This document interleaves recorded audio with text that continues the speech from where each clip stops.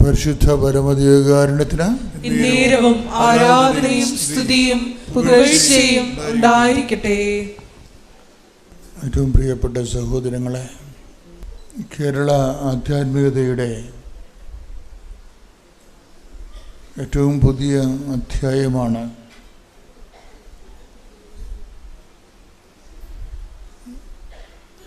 ഉടമ്പടി ജീവിതചര്യ.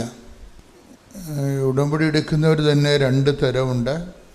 സാധാരണ ഉടമ്പടി എടുത്ത് പോകുന്നവരും പിന്നീട് ഉടമ്പടി ജീവിക്കുന്നവരും. ഉടമ്പടി എടുത്തു പോകുന്നവർ ഫങ്ഷണറീസും ഉടമ്പടി ജീവിക്കുന്നവർ മിഷണറീസുമാണ്. എല്ലാവർക്കും മിഷണറീസ് ആകാൻ പറ്റുമോ എന്ന് എനിക്കറിയത്തില്ല. കാര്യം അതൊരു മിഷണറി ആവുക എന്ന് പറഞ്ഞാൽ അതൊരു വിളിക്കുള്ളിലെ വിളിയാണ്. ദൈവത്തോട് നിങ്ങൾക്ക് സ്നേഹമുണ്ടെന്ന് നിങ്ങൾക്ക് മനസ്സിന് ആത്മാവിലങ്ങനെ പ്രേരണ ഉണ്ട്, എനിക്ക് ദൈവസ്നേഹമുണ്ടെന്ന് തോന്നുകയാണെങ്കിൽ നിങ്ങൾ പുതിയ പുതിയ ശുശ്രൂഷകൾക്ക് വേണ്ടി പ്രാർത്ഥിക്കണം.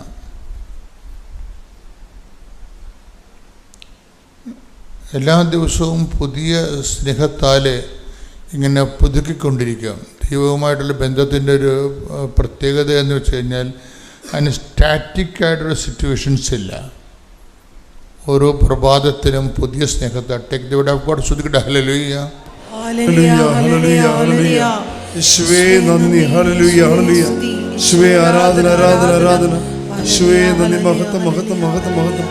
Hallelujah, hallelujah. വിലാപങ്ങൾ 3:22 മുതലുള്ള തിരുവചനങ്ങൾ. കർത്താവിന്റെ സ്നേഹം ഒരിക്കലും അസ്തമിക്കുന്നില്ല. കർത്താവിന്റെ സ്നേഹം ഒരിക്കലും അസ്തമിക്കുന്നില്ല. അവിടുത്തെ കാരുണ്യം അവസാനിക്കുന്നില്ല. അവിടുത്തെ കാരുണ്യം അവസാനിക്കുന്നില്ല. ഓരോ പ്രഭാതത്തിലും അത് പുതിയതാണ്. അവിടുത്തെ വിശ്വസ്തത ഉന്നതമാണ്. വാർദ്ധക്യം എന്ന് പറയണത് എന്താ? വാർദ്ധക്യം എന്ന് പറയണത് എന്താണ്? യഥാർത്ഥത്തിൽ ബയോളജിക്കലായിട്ടുള്ള ഫിനോമിന എന്താണ്? ഓൾഡ് ഏജ്, ഗെറ്റിംഗ് ഓൾഡ് എന്ന് പറയുന്ന ആ വാർദ്ധക്യ പ്രതിഭാസം എന്താണ്? പുതിയ കോശങ്ങളുണ്ടാകുക. കോശങ്ങൾ റിജുവിനേറ്റ് ചെയ്യുന്നില്ല. അതിനാണ് ഈ ആൻറ്റി ഓക്സിഡൻ്റ് എന്നൊക്കെ ഇവർ പറയണത്. കോശങ്ങൾ പുനർജീവിക്കുന്നില്ല, പഴയ കോശങ്ങൾ അങ്ങനെ. അതുകൊണ്ടാണ് ഞെറികളൊക്കെ വീഴുകയും ചിരങ്ങളൊക്കെ വരികയും ചെയ്യും. കോശങ്ങൾ 10, 80, 85 വയസ്സായി കഴിഞ്ഞ് കഴിഞ്ഞാൽ പിന്നെ കോശങ്ങൾ ഉണ്ടാകുന്നില്ല. ചിലർക്ക് പാരമ്പര്യം കൊണ്ട് 97 വയസ്സ് വരെയൊക്കെ അങ്ങനെ ജീവിച്ചു പോകുന്നെങ്കിലും പുതിയ കോശങ്ങൾ ഉണ്ടാകാത്തതാണ് വാർദ്ധക്യം എന്ന് പറയുന്നത്. പുതിയ സ്നേഹം അതുപോലെ തന്നെയാണ്. അതുകൊണ്ടാണ് ബൈബിൾ പറയണത് ഓരോ പ്രഭാതത്തിലും എന്നിട്ട് വായിച്ച് ഓരോ പ്രഭാതത്തിലും അവിടുന്ന് പുതിയ സ്നേഹം കൊണ്ട് എന്നെ അഭിഷേകം ചെയ്തു. ഇപ്പൊ പുതുതായിട്ട് നിങ്ങൾക്ക് ദൈവസ്നേഹം ഉണ്ടാകണില്ല. പുതിയ ദൈവസ്നേഹം ഉണ്ടെങ്കിൽ പുതിയ ശുശ്രൂഷകളുണ്ടാകും, പുതിയ പ്രാർത്ഥനകളുണ്ടാകും, പുതിയ വചനവായനകളുണ്ടാകും, പുതിയ വചനങ്ങളുണ്ടാകും, പുതിയ സ്വപ്നങ്ങൾ വരും, പുതിയ ദർശനങ്ങൾ വരും. ആൾക്കാരിങ്ങനെ പുതുക്കിക്കൊണ്ടേയിരിക്കും. അങ്ങനെ പ്രത്യേകിച്ച് പുതുക്കലൊന്നും ഇല്ലെന്നുണ്ടെങ്കിൽ നമ്മൾ ആധ്യാത്മിക വാർദ്ധക്യത്തിലാണ്. ഇത് വലിയ അപകടകരമായൊരവസ്ഥയാണ് ആധ്യാത്മിക വാർദ്ധക്യം.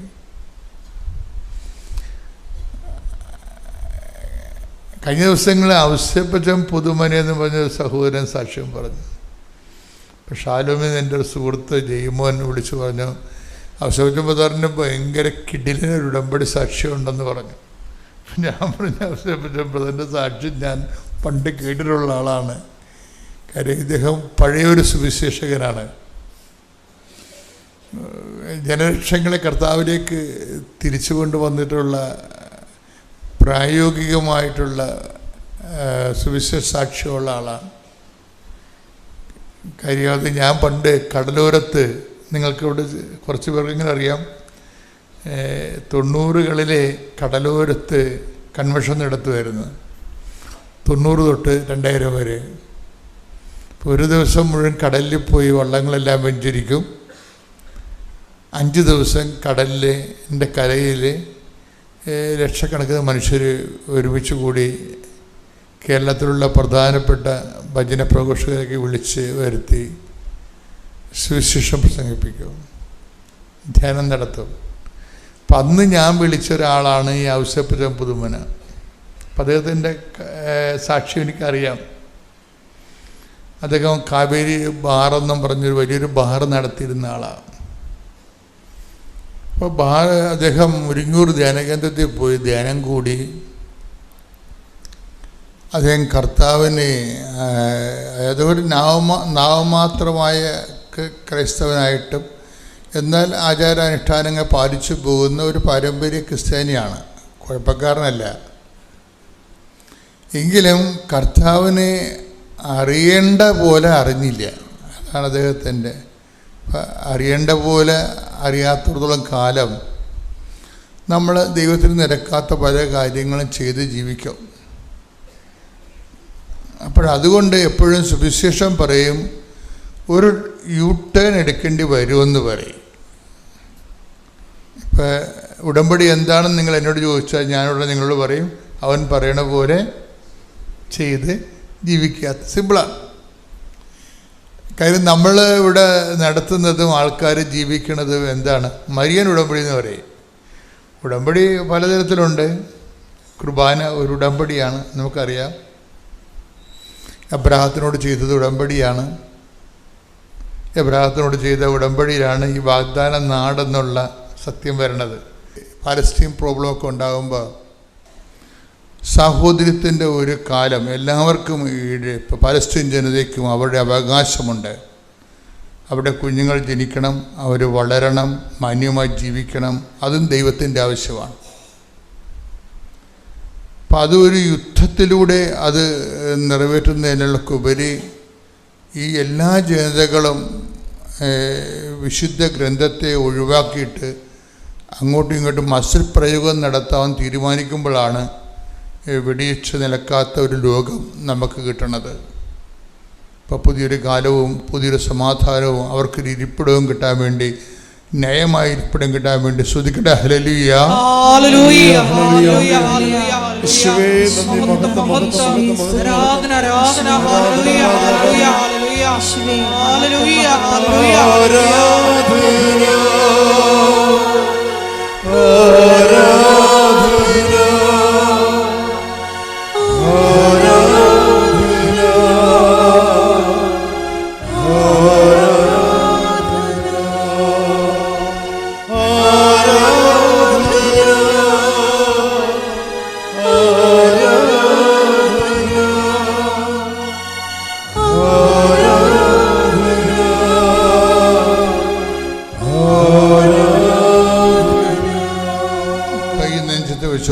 പരിശുദ്ധ പരമദിവ്യകാരുണ്യത്തിന് ആരാധനയും സ്തുതിയും പുകഴ്ചയും ഉണ്ടാകട്ടെ.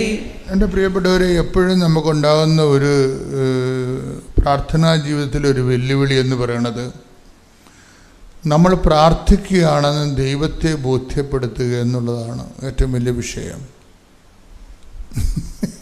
അതൊരു വല്ലാത്തൊരു പ്രശ്നമാണ്. നമ്മൾ പ്രാർത്ഥിക്കുകയാണെന്ന് ദൈവത്തിന് കൂടി മനസ്സിലാകണം. അതെപ്പോഴും പ്രാർത്ഥിക്കുമ്പോൾ നിങ്ങൾ ചിന്തിക്കേണ്ട വിഷയമാണ്. അതനുസരിച്ച് ദൈവത്തിന്, ഇപ്പം നമ്മൾ പ്രെയർ ചെയ്യുകയാണ് എന്ന് ദൈവത്തിന് മനസ്സിലാകണം. അതെന്തുകൊണ്ടാണ്? അപ്പോൾ ആ പ്രെയറിൽ ദൈവം ഉദ്ദേശിക്കുന്ന കണ്ടൻറ്റ് വൈസ് റിച്ചാണെങ്കിൽ ദൈവത്തിന് മനസ്സിലാകും നിങ്ങൾ പ്രാർത്ഥിക്കുകയാണെന്നുള്ളത്. അതിനകത്ത് ആപ്ലിക്കേഷൻസ് മാത്രമാണെങ്കിൽ അത് പ്രാർത്ഥന, നിങ്ങൾ പ്രാർത്ഥിക്കണം ദൈവത്തിന് മനസ്സിലാകത്തില്ല. കാര്യം അങ്ങനെ ദൈവത്തിൻ്റെ ബ്രെയിനിൽ അത് സേവ് ആയിട്ടില്ല. ഇങ്ങനെ വയറ്റിപ്പപ്പിന് വേണ്ടി വയറ്റടിച്ച് പാടുന്ന പാട്ടാണ്, വയറ്റടിച്ച് പാടുന്ന പാട്ടാണ് പ്രാർത്ഥന. അത് സേവ് ചെയ്യില്ല.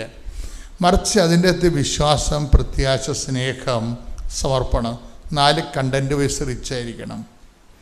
എപ്പോഴും ദൈവദർശനത്തിന് വരുമ്പോൾ ഞാൻ വരച്ചിട്ട വരയിലൂടെ ദൈവം വളഞ്ഞും തിരിഞ്ഞും സഞ്ചരിക്കണമെന്ന് പറഞ്ഞാൽ ആ പ്രാർത്ഥന ദൈവദർശനത്തിന് സേവല്ല. സേവല്ലാത്തതെന്ന് വെച്ച് കഴിഞ്ഞാൽ ദൈവദർശനം സേവായിരിക്കുന്നത് എന്താണെന്ന് കർത്താവ് നമുക്ക് വെളിപ്പെടുത്തിയിട്ടുണ്ട്. ഞാനാകെ മാനസികമായും ശാരീരികമായും വളരെയേറെ ഞങ്ങൾ തകർന്നുപോയി. അദ്ദേഹത്തിൻ്റെ വേർപാട് ഞങ്ങൾക്ക് സഹിക്കാവുന്നതിലും അപ്പുറമായിരുന്നു. ഞങ്ങളുടെ ഏക ആശ്രയമായിരുന്നു അദ്ദേഹം. ഞങ്ങളങ്ങനെ തകർന്നിരിക്കുന്ന അവസ്ഥയിൽ എൻ്റെ ബാങ്കിൽ എനിക്ക് വേറെ വരുമാന മാർഗ്ഗം ഒന്നും തന്നെ ഇല്ലായിരുന്നു. എൻ്റെ ബാങ്കിൽ EMI ഒരു മാസം 23,000 രൂപ വീതം വെച്ച് ഞങ്ങൾക്ക് ബാങ്കിൽ അടയ്ക്കണം. വേറെ വരുമാന മാർഗം ഒന്നും തന്നെ ഞങ്ങൾക്ക് ഇല്ല. അങ്ങനെ എനിക്ക് ഈ ലോണിൻ്റെ കൂടെ തന്നെ ഒരു ഇൻഷുറൻസിൻ്റെ ഞങ്ങൾ ബാങ്കുകാർ എടുത്തിരുന്നു. ആ ഇൻഷുറൻസ് ലഭിക്കുന്നതിന് വേണ്ടി കമ്പനിക്ക് ഞങ്ങൾ അപേക്ഷ കൊടുത്തു. കുറേ ഡോക്യുമെൻറ്റ്സ് കൊടുക്കേണ്ടി വന്നു. പിന്നെ ചില ഡോക്യുമെൻറ്റ്സ് ഒന്നും എനിക്ക് കൊടുക്കാൻ പറ്റുന്നില്ലായിരുന്നു. ഒരുപാട് തടസ്സങ്ങളായിരുന്നു എനിക്ക് അതിലൂടെ വന്നിരുന്നത്. എനിക്ക് ഓരോ ഇത് ചെല്ലുമ്പോഴും എനിക്ക് ആ ഡോക്യുമെൻറ്റ്സ് കിട്ടുന്നില്ലായിരുന്നു. അങ്ങനെ ആകെ തകർന്നിരിക്കുന്ന അവസ്ഥയിലാണ് ഞാൻ എൻ്റെ അമ്മയുടെ അടുക്കെ, എൻ്റെ മാതാവിൻ്റെ സന്നിധിയിൽ ഞാൻ ഈ പുണ്യഭൂമിയിൽ ഇവിടെ ഞാൻ എത്തുന്നത്. ഇവിടെ വന്നു ഞാൻ ഡിസംബർ 29 തീയതി 2022 ഞാൻ ഉടമ്പടി എടുത്തു. ഞങ്ങൾക്ക് കഴിഞ്ഞ മാസം മാർച്ച് മാസം വരെയുള്ള ലോണിൻ്റെ EMI ഒരുവിധം ഞാൻ അടച്ചു. ഇനി അടുത്ത ഈ മാസം ഏപ്രിൽ 14 തീയതിയാണ് അടുത്ത EMI അടയ്ക്കേണ്ടത്. എനിക്ക് അടയ്ക്കുന്നതിന് യാതൊരു നിവൃത്തിയില്ലായിരുന്നു. അങ്ങനെ കഴിഞ്ഞ മാസം ഒരു ദിവസം ഞാൻ എൻ്റെ അമ്മച്ചിയൊക്കെ പറഞ്ഞു, അമ്മ എനിക്കിനി അടുത്ത മാസം EMI അടയ്ക്കാനുള്ള യാതൊരു നിവൃത്തി എനിക്കില്ല. നമുക്ക് ഈ വീട്ടിൽ നിന്ന് ഇറങ്ങാം, നമുക്ക് ചെറിയൊരു വീട് വാടകയ്ക്കെടുത്ത് നമുക്ക് താമസിക്കാം. ഞാൻ വളരെയേറെ വേദനയോടുകൂടിയാണ് അമ്മയുടെ ഈ കാര്യം പറയുന്നത്. അതിലേറെ വേദനയിലൂടെയാണ് എൻ്റെ അമ്മ ഇത് കേൾക്കുന്നതും. കാരണം എൻ്റെ ഹസ്ബൻഡിൻ്റെ ഏറ്റവും വലിയ ആഗ്രഹം, എൻ്റെ മോളുടെ ഏറ്റവും വലിയ സ്വപ്നവും ആഗ്രഹമായിരുന്നു ആ വീട്. അത് വിട്ടുകൊടുക്കാൻ ഞങ്ങൾക്ക് മനസ്സിലായിരുന്നു. പക്ഷേ അതിനി തുടർന്ന് അടയ്ക്കാനുള്ള സാമ്പത്തിക ബുദ്ധിമുട്ടുമായിരുന്നു. അന്ന് രാത്രി ഞാൻ മാതാവിൻ്റെ ഇന്ന് പ്രാർത്ഥിച്ചു. ഞാൻ ഒരുപാട് സങ്കടപ്പെട്ടു. ഞാൻ അമ്മയുടെ ഞാൻ പറഞ്ഞു, അമ്മ സഞ്ചാരി മാതാവല്ലേ, അമ്മയെ മാത്രമേ ഉള്ളൂ ഞങ്ങൾക്ക് ഇനി രക്ഷ.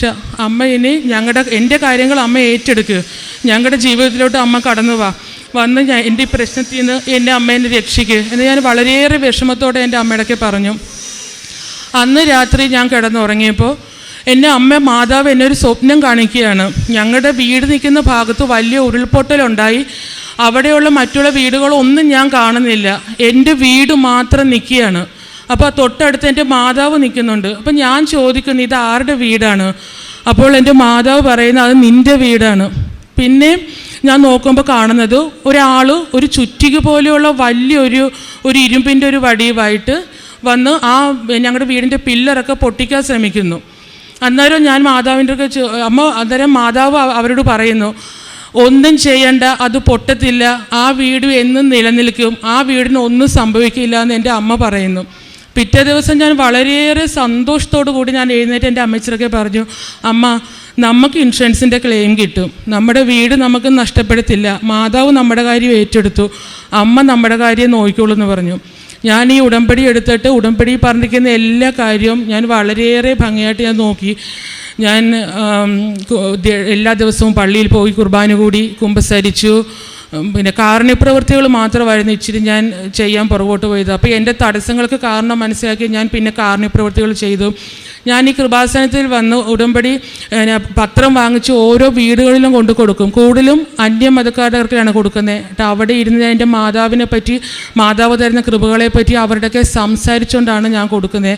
ഒരുപാട് പേർക്ക് വിശ്വാസമായി അവരിവിടെ ഉടമ്പടി എടുക്കാനും മാതാവിൻ്റെ സന്നിധിയിൽ വരാനും വേണ്ടി ആഗ്രഹിക്കുന്നു.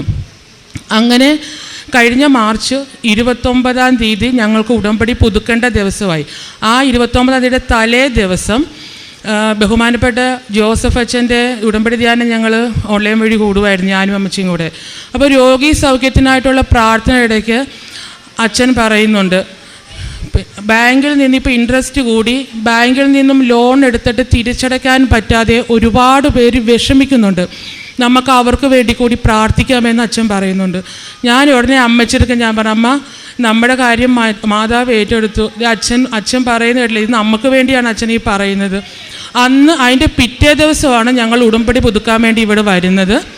അന്ന് രാവിലെ ഞാൻ എഴുന്നേറ്റു, പ്രത്യക്ഷീകരണ പ്രാർത്ഥന ചൊല്ലി അമ്മയുടെ മുന്നിൽ നിന്ന് ഞാൻ പറഞ്ഞു, അമ്മേ എൻ്റെ ആദ്യത്തെ നിയോഗം എന്ന് പറയുന്ന ഇൻഷുറൻസിൻ്റെ ക്ലെയിം കിട്ടി എൻ്റെ ലോൺ ക്ലോസ് ചെയ്യണമെന്നാണ്. അതെനിക്ക് സാധിച്ചിട്ടില്ല. എനിക്ക് ഒരു പരാതിയോ എനിക്ക് ഒന്നുമില്ല. കാരണം എനിക്ക് പൂർണ്ണ വിശ്വാസമുണ്ട്, എൻ്റെ അമ്മ എനിക്കത് സാധിച്ചു തരുമെന്ന് എനിക്ക് പൂർണ്ണ വിശ്വാസമുണ്ട്. ഞാൻ വളരെയേറെ സന്തോഷത്തോടു കൂടിയാണ് അമ്മയുടെ സന്നിധിയിൽ ഉടമ്പടി പുതുക്കാൻ വരുന്നത്. അന്നേരമല്ല എൻ്റെ മനസ്സിലൊരു തോന്നൽ, നീ ഫോണിൽ മെസ്സേജ് നോക്കുന്ന ഒരു തോന്നൽ മനസ്സിൽ വന്നു. ഞാൻ ഉടനെ തന്നെ എൻ്റെ ഫോൺ എടുത്തു. ഞാൻ മെസ്സേജ് നോക്കിയപ്പോൾ എൻ്റെ ലോൺ ക്ലോസ് ചെയ്യാൻ വേണ്ട തുക 21,42,000 രൂപയാണ്. അത്രയും എമൗണ്ടും എൻ്റെ ലോൺ അക്കൗണ്ടിൽ ക്രെഡിറ്റായി എൻ്റെ ലോൺ ക്ലോസ് ആയെന്നുള്ളൊരു മെസ്സേജാണ് അമ്മ എനിക്ക് അന്ന് തന്നത്. ഞാൻ ഒരുപാട് അമ്മയ്ക്കും തിരിക്കുമാറിന് ഒരുപാട് നന്ദി പറഞ്ഞു. ഞാൻ ഇവിടെ വന്ന് ഉടമ്പടി പുതുക്കാൻ വന്നു. തിരിച്ചു പോകുന്നിടം വരെ അമ്മയുടെക്കും തിരിക്കുമാറിന് ഒരുപാട് നന്ദി മാത്രമേ എനിക്ക് പറയാനുണ്ടായിരുന്നുള്ളൂ. അന്ന് ഉടമ്പടി പുതുക്കിയപ്പോൾ 6ാമത്തെ നിയോഗമായിട്ട് ഞാൻ ഒരു കാര്യം കൂടെ എഴുതി. എൻ്റെ 21 ലക്ഷം കൂടാതെ ഇൻഷുറൻസ് ഞാൻ എടുത്തത് 1 ലക്ഷം രൂപയും ലോണായിട്ട് തന്നെയാണ് ഇൻഷുർ ചെയ്തിരുന്നത്. ഞാൻ എൻ്റെ അമ്മയുടെയൊക്കെ പറഞ്ഞു, അമ്മേ എനിക്ക് ആ 1 ലക്ഷം രൂപയുടെ ഒരു ബാധ്യതയും കൂടെ ഉണ്ട്. എനിക്കിനി മുന്നോട്ട് പോകണമെങ്കിൽ എനിക്ക് ആ ബാധ്യതയും കൂടെ അമ്മ തീർത്ത് തരണം. അതുപോലെ തന്നെ എൻ്റെ നാത്തൂന് അവൾക്ക് കുറച്ച് പൈസ ഒരാൾക്കൊരു സഹായത്തിനായിട്ട് കൊടുത്തിട്ട് അവൾക്കത് തിരിച്ചു കിട്ടുന്നില്ലായിരുന്നു. അപ്പം അവളുടെ പേരും കൂടെ അവളുടെ ബാധ്യത തീർക്കണമെന്നും പറഞ്ഞുകൊണ്ട് ഞാൻ 6ാമത്തെ നിയോഗമൊക്കെ എഴുതി. ഞാൻ ഇവിടെ വന്നിരുന്നു. പിന്നെ പ്രാർത്ഥിച്ചപ്പം എൻ്റെ മനസ്സിൽ ഭയങ്കര ഒരു വിഷമം. കാരണം എൻ്റെ അമ്മ എനിക്ക് 21,42,000 രൂപ എന്ന് പറയുന്ന മാസം 23,000 രൂപ ഒരു അനുമാനമില്ലാതെ EMI അടയ്ക്കേണ്ട അത്രയും വലിയൊരു ബാധ്യത എൻ്റെ അമ്മ എനിക്ക് തീർത്തു തന്നു.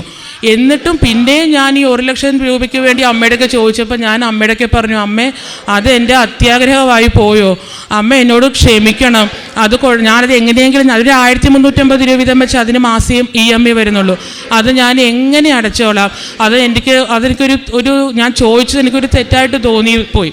ഞാൻ അമ്മയോട് മാപ്പും പറഞ്ഞു. എനിക്ക് തന്ന വലിയ കൃപകൾക്ക് അമ്മയ്ക്ക് നന്ദിയും പറഞ്ഞു. ഇവിടുന്ന് ഞാൻ തിരിച്ച് വീട്ടിൽ പോയി നേരെ ഞാൻ ബാങ്കിൽ ചെന്നു. സാറിനോട് ഞാൻ ചോദിച്ചു, എൻ്റെ ലോണിൻ്റെ കാര്യം ചോദിച്ചപ്പോൾ സാറ് പറഞ്ഞു, ചേച്ചിയുടെ ലോൺ ഹോം ലോണിൻ്റെ EMI അടയ്ക്കാൻ എല്ലാം 21,42,000 അക്കൗണ്ടിൽ ക്രെഡിറ്റ് ആയിട്ടുണ്ട്. ചേച്ചിക്ക് ഇനി ലോൺ അടയ്ക്കേണ്ട, ചേച്ചിയുടെ ലോൺ ക്ലോസ് ആകും, ഒരാഴ്ചക്കുള്ളിൽ ചേച്ചിയുടെ ഡോക്യുമെൻറ്റ്സ് തിരിച്ചു കിട്ടുമെന്ന് പറഞ്ഞു. അപ്പോൾ ഞാൻ ആ സാറിൻ്റെയൊക്കെ പറഞ്ഞു, സാർ ഇനിയിപ്പോൾ 1 ലക്ഷം രൂപയുടെ ബാധ്യതയും കൂടി ഉള്ളല്ലോ, അത് ഞാൻ മാസം അടച്ചോളാം. അന്നേരം ആ സാറിൻ്റെയൊക്കെ പറഞ്ഞു, ചേച്ചി അതും അടയ്ക്കേണ്ട, ആ ലോണിൻ്റെ പൈസയും ചേച്ചിയുടെ അക്കൗണ്ടിൽ ക്രെഡിറ്റ് ആയിട്ടുണ്ട്. 2ആയിട്ടാണ് ട്രാൻസ്ഫർ ആയിരിക്കുന്നത്. ഒന്ന് ഹോം ലോൺ അക്കൗണ്ടിലോട്ടും 1 ലക്ഷം രൂപയുടെ ഇൻഷുറൻസിൻ്റെ ലോണ് അത് അമ്മയുടെ അക്കൗണ്ടിലോട്ടാണ് ക്രെഡിറ്റ് ആയിരിക്കുന്ന. ചേച്ചിക്ക് ഇനി ഒരു ബാധ്യതയില്ല. 2 ലോണും തീർക്കാനുള്ള പൈസ ചേച്ചിയുടെ അക്കൗണ്ടിൽ വന്ന് ചേച്ചിക്ക് ലോൺ ക്ലോസ് ആയിരുന്നു. അവിടെ വെച്ച് എൻ്റെ അമ്മയ്ക്കും തിരിക്കുമാറിന് 1000 ഞാൻ തെറ്റാണെന്ന് പറഞ്ഞ കാര്യം പോലും വിചാരിച്ചത് അമ്മ എനിക്ക് എൻ്റെ ബാധ്യത മനസ്സിലാക്കി എൻ്റെ അമ്മയും തിരിക്കുമാറിന് എനിക്ക് സഹായിച്ചു വന്നു. ഈ കഴിച്ച പെസഹായുടെ അന്ന് ബാങ്കിൽ നിന്ന് എന്നെ വിളിച്ചു. എൻ്റെ ആധാരം എനിക്ക് തിരിച്ചു തന്നു. ഞാൻ ഉടമ്പടി എടുക്കാൻ വന്നപ്പോൾ അമ്മയ്ക്കൊരു വാക്ക് കൊടുത്തിരുന്നു, ഞാൻ എൻ്റെ ഈ ലോൺ ക്ലോസ് ചെയ്ത് EMI കിട്ടി, ഇൻഷുറൻസിൻ്റെ ക്ലെയിം കിട്ടി, ലോൺ ക്ലോസ് ചെയ്ത് ഇവിടെ വരുമ്പോൾ എൻ്റെ ആധാരമായിട്ട് വന്ന് എൻ്റെ അമ്മയുടെ നടയിൽ വന്ന് എനിക്ക് സാക്ഷ്യപ്പെടുത്താനുള്ള കൃപ നൽകണമെന്ന് പ്രാർത്ഥിച്ചു. എനിക്കത് അതേപോലെ ഇന്ന് ഞാൻ ആധാരമായിട്ടാണ് ഇവിടെ വന്ന് സാക്ഷ്യപ്പെടുത്തിയിരിക്കുന്നത്. അമ്മയെ തിരുക്കുമാരനും തന്ന ഈ അനുഗ്രഹത്തിന് കൃപയ്ക്ക് 1000 നന്ദി അർപ്പിക്കുന്നു. എൻ്റെ പേര് റേച്ചൽ അലക്സ്, വീട് പാമ്പനാറ്, പീരുമേട് അടുത്ത് പാമ്പനാറ്. എൻ്റെ ജീവിത പങ്കാളി ബാബു അലക്സ് 2022 ജൂൺ മാസം 10-ാം തീയതി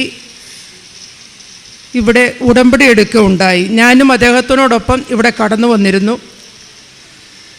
അദ്ദേഹം ആ ഉടമ്പടി പ്രകാരം പ്രാർത്ഥനകൾ നയിക്കുകയും ഞാനും അദ്ദേഹത്തോടൊപ്പം സഹകരിക്കുകയും എല്ലാം ചെയ്തു വന്നിരുന്നു.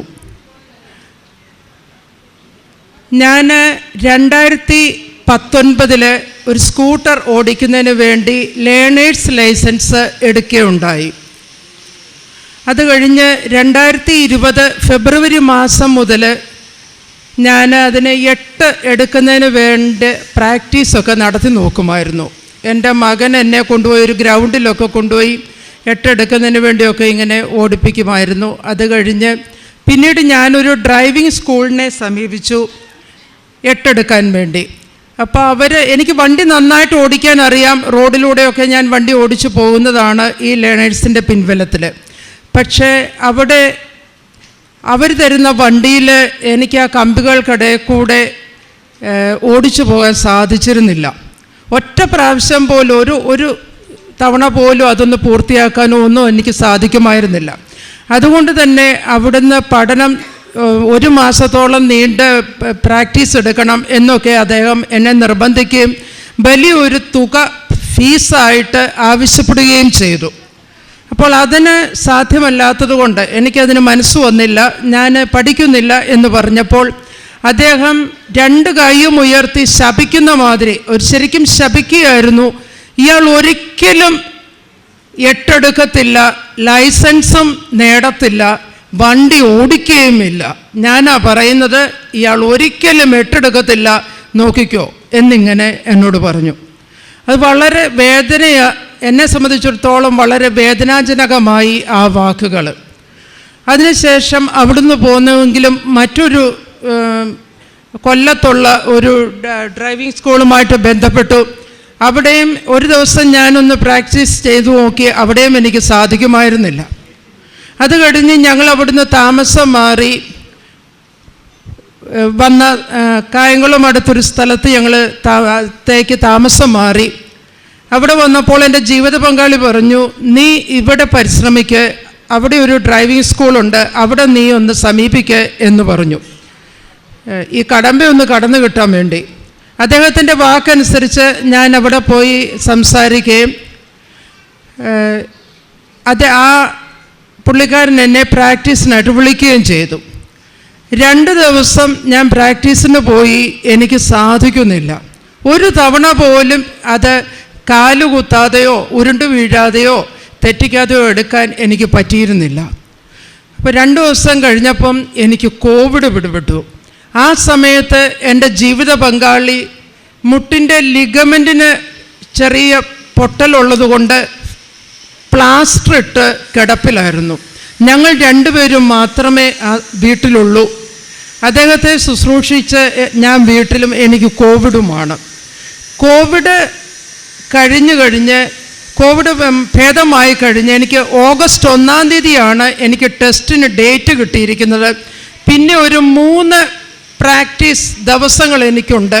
അതിലൊരു ദിവസം ഞാൻ പ്രാക്ടീസിന് പോയപ്പം അന്നും എനിക്ക് എടുക്കാൻ സാധിച്ചില്ല.